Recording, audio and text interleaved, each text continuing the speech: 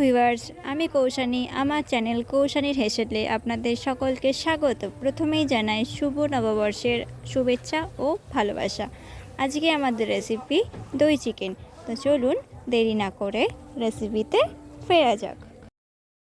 এখানে আমি 300 gram chicken নিয়েছি ও একটা বাটিতে 2 টেবিল চামচ টক দই নিয়ে তার মধ্যে 1 চা চামচ নুন, 1 চা চামচ ধনে গুঁড়ো, 1 চা চামচ গোলমরিচ গুঁড়ো, 1 চা চামচ কাশ্মীরি লঙ্কার গুঁড়ো ও 1 চা চামচ হলুদ গুঁড়ো নিয়ে ভালো করে ফেটিয়ে নিচ্ছি।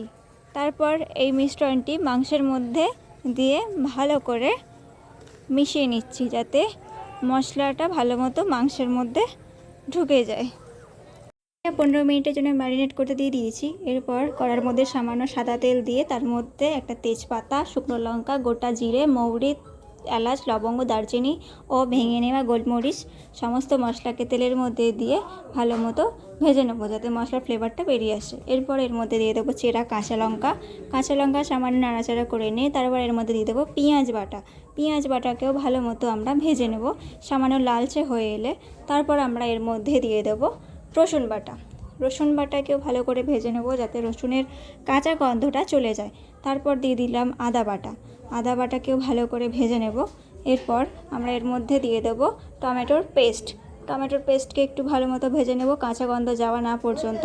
তারপর আমরা এর মধ্যে দিয়ে দেব কাশ্মীরি লঙ্কার গুঁড়ো ও সামান্য পরিমাণ হলুদ। যেহেতু আমরা মাংসের প্রথমেই দিয়েছিলাম তাই সামান্য পরিমাণ নুনও আমরা সামান্য পরিমাণেই দেবো।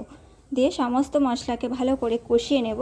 এরপর এর মধ্যে দিয়ে দিলাম ম্যারিনেট করা চিকেনটাকে দিয়েও আমরা বেশ ভালো করে নাড়াচাড়া করে নিচ্ছি। ভালো করে কষিয়ে নেব আমরা চিকেনটাকে। এই পর্যায়ে মাংসটা কষা অবধি আমি কোনো জল অ্যাড করিনি, চিকেন থেকে জল নিজেই বেরিয়েছে। এবার চিকেনটাকে আমরা ভালো করে কষিয়ে নিয়েছি।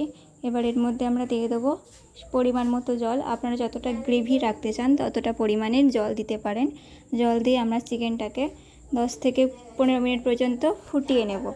চিকেন ফোটানো হয়ে গেছে। এবার এর মধ্যে আমরা দিয়ে দেবো কসুরি মেথি, ভেজে নেওয়া জিরে গুঁড়ো ও গরম মশলা সমস্ত কিছুকে দিয়ে ভালো করে নাড়াচাড়া করে নেব। আমাদের দই চিকেন রেডি হয়ে গেছে। এবার আমরা এটাকে সার্ভ করে নেব। আজকে আমার রেসিপি যদি আপনাদের ভালো লেগে থাকে তাহলে লাইক, শেয়ার, কমেন্ট এবং সাবস্ক্রাইব করে পাশে থাকবেন। নমস্কার।